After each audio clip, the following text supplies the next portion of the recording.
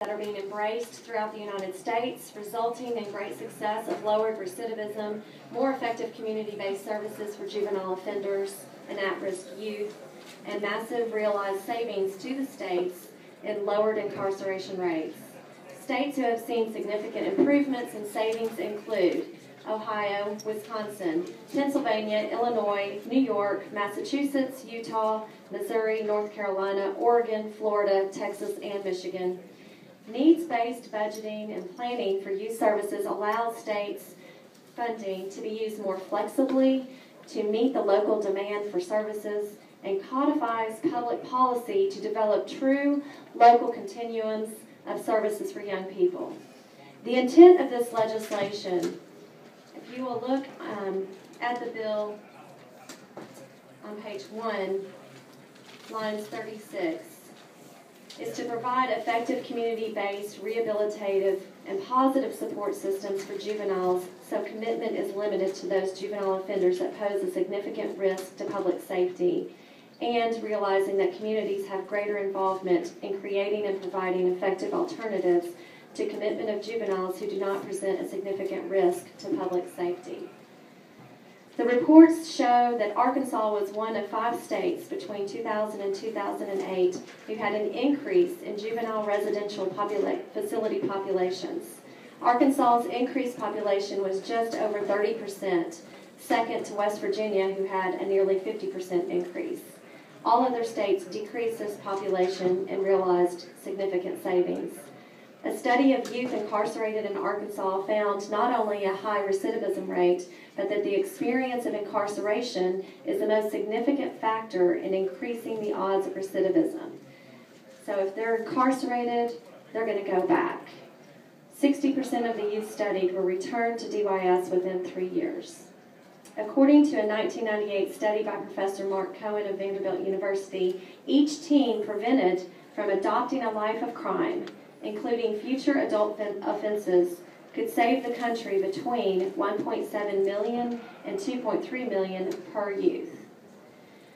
The ultimate goal of this legislation is for local communities to have the opportunity to reinvest in what I believe is our most valuable resource, our children. They do this by coming together and help to determine what services they believe are needed for their youth. This creates local input, it creates flexibility, accountability, and most effective services for their youth. Second, for our state to be more efficient and focused on how we spend taxpayers' money, ensuring that their money is being spent in a focused and most effective way for services that truly are working, and to realize significant savings from lower incarceration rates. And third goal is to promote better outcomes in helping save a child's life from adult incarceration, which will ultimately build stronger communities for our state and a more successful state. This bill has been amended greatly. It started off as a mandatory program for all across the state. I have met with providers, I have heard their concerns, and I have amended the bill greatly to allow the state of Arkansas to try this policy, to try this reform effort, to begin pilot programs which will open the doors to foundations such as the MacArthur Foundation, the Annie Casey Foundation, and others who are dedicated to improving the lives of our children. It's time we define and embrace public policy, because that's what we do here. We embrace and we define and we create public policy that directs our state resources in a way that ensures and promotes better outcomes for our children. Every day we work in this dynamic institution to develop policy that serves the people of the state, and that's what this bill does. And I would appreciate if we could allow, because I'm bringing this bill on behalf of the administration, of the governor, and the Department of Youth Services, and I would appreciate if you would allow them to speak. Sure. Identify yourself for the record. My name is Ron Angel. I'm the Director of Division of Youth Services of the Department of Human Services. 5.5 years ago, when I started as the Director of the Division of Youth Services, I saw a tremendous need in our communities for more services for our kids. I've been to numerous educational programs that have indicated that kids coming into our system is, as the senator said earlier, is more likely to continue on in a life of crime. I'd like to stop right now and say, when I approached Senator Irvin, I'm sorry for getting started on my speech before I said this. Senator Irvin has put a lot of blood, sweat, and tears into this, because I'll tell you, this is not an easy thing to do. And when I first met with her on possibly sponsoring this program, the first thing I said is, this is for kids. And that's what this bill is for kids. And she bought right into that because she's very much involved in trying to help kids in the state. Also, I'd like to say, before I say anything further, you're going to hear testimony today from providers who's sitting back here behind me. And these are great people. They've done a wonderful job for the state of Arkansas. But there's just not enough resources. There's just no more money coming in. And when we have programs that judges would like to initiate, then we have people in the community willing to volunteer to step up and do this, or willing to do the programs less expensively, then I think we should expand our capabilities.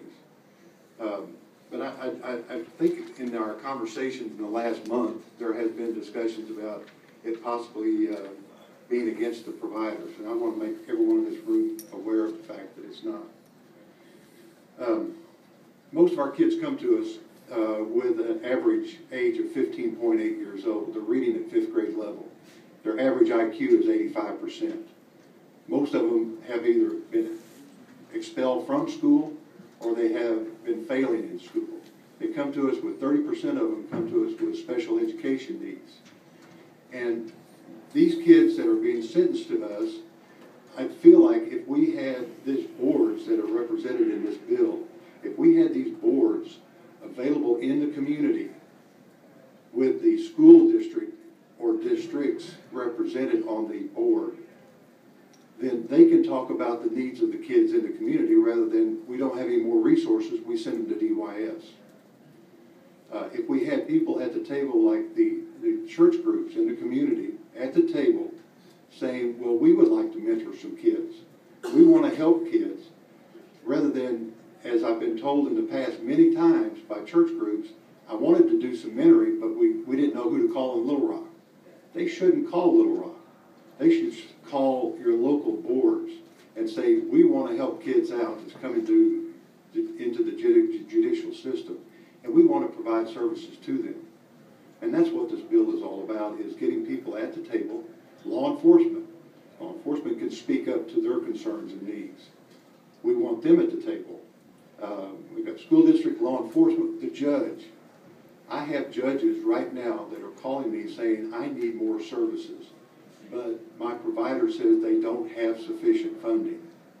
What I would like to do is be able to tell that judge that we will work with that board to try to find other resources, not money, because there's no more money, other resources that might be able to assist in the needs of the kids.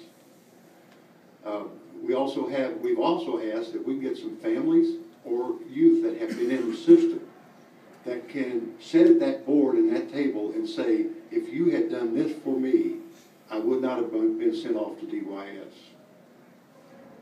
I had a daughter tell me one time, I wish you'd have been tougher on me, because I think I would have done a lot better. And I believe that the community, if they sit around the table and talk about the needs of the kids, then they're more aware. Other people, businesses, they could reach out to businesses. This is my vision. They could reach out to companies in the community and say, this young man has a failing family. They have absolutely no support systems. But if you could give this young person a job where they can make some money and feel important to themselves, then they would be more likely to be successful than to spend time at the cost of the state and DYS, at the cost of the taxes, and ultimately ending up in Department of Corrections. That's why I first approached people, and I sat down with the administrative officer of the court, I sat down with my partners, probations, and I talked with the advocates. We've all sat down at the table and developed this bill. And it's as a result of love for the kids in the state of Arkansas. When I was in Iraq in 2004, I saw things happen there, and I said, if I can't do things for kids, then when I get back, then I'm not much of a citizen of this country. And that's why I sit here at this table today, to help these kids out, and to be very thankful for the senator to feel my opinion of what we're doing. Thank you.